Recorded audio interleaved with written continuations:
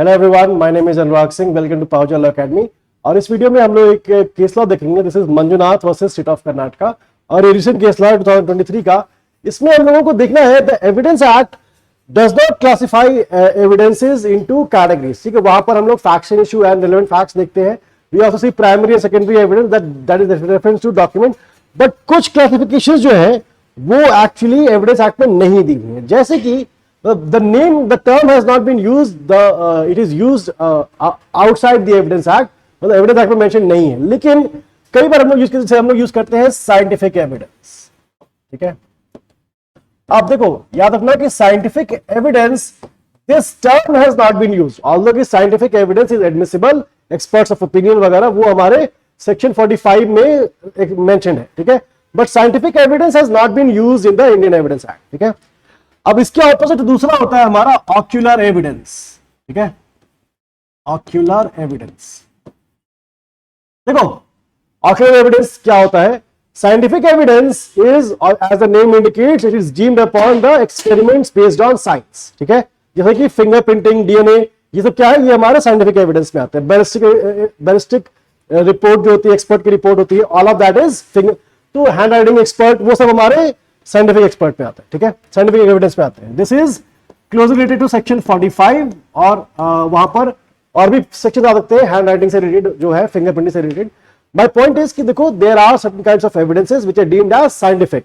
Evidence act की distinction नहीं करता, बट लैंग्वेज से हम लोग इन्फर करते हैं कि एविडेंस साइंटिफिक हो सकता है। Then there are ocular evidences.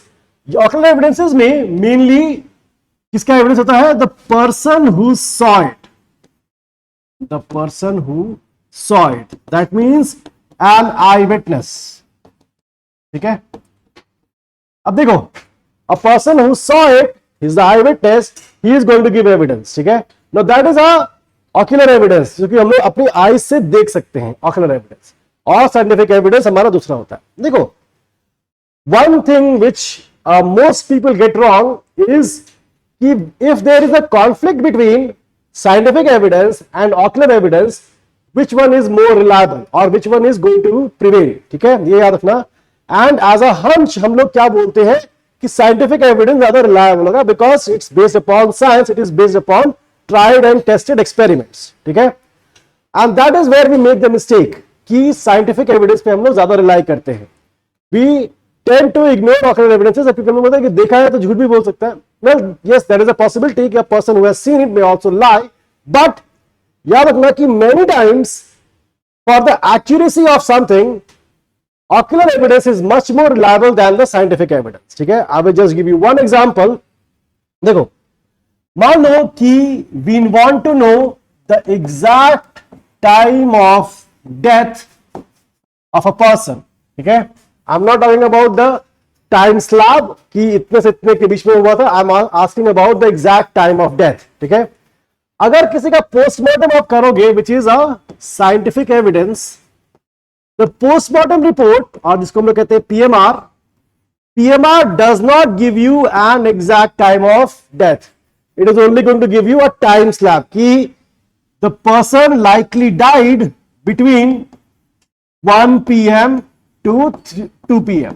ठीक है, it is going to give you a time slab, half an hour का भी टाइम स्लैब हो सकता है, बट वो एग्जैक्ट टाइम ऑफ डेथ आपको नहीं बताता है। Now that is based upon the scientific experiment that is conducted, जिसको हम लोग कहते हैं कि जो बॉडीज जो डिके हो रही है तो वो किस रेट पे डिके होती है, वो एक्सपेरिमेंट्स वगैरह पे बेस्ड है, and that is a scientific evidence. ठीक है, it does not give you an exact time of death, it only gives you a time slab और अ टाइम फ्रेम कि इसमें वो मरा होगा।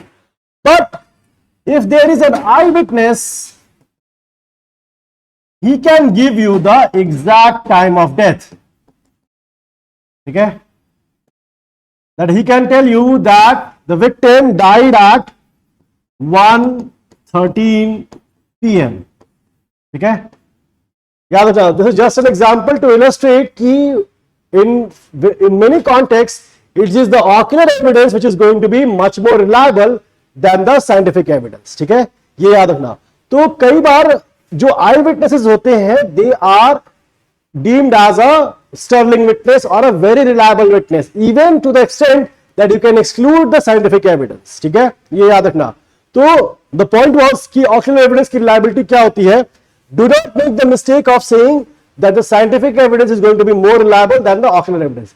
अगर एक ही पॉइंट पर ocular evidence है और scientific evidence दोनों है, most cases में ocular evidence is much more reliable than scientific evidence. ठीक है, but having said that, ये याद रखना कि in a given case आपको दोनों देखना चाहिए. You should appreciate both the evidences. आपको eye witness भी देखना चाहिए और आपको scientific evidence भी देखना चाहिए.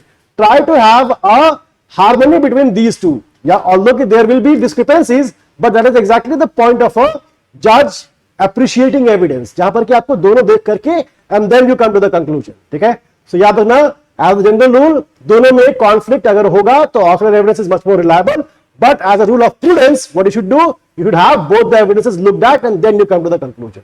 ठीक है, चलो, thank you everyone.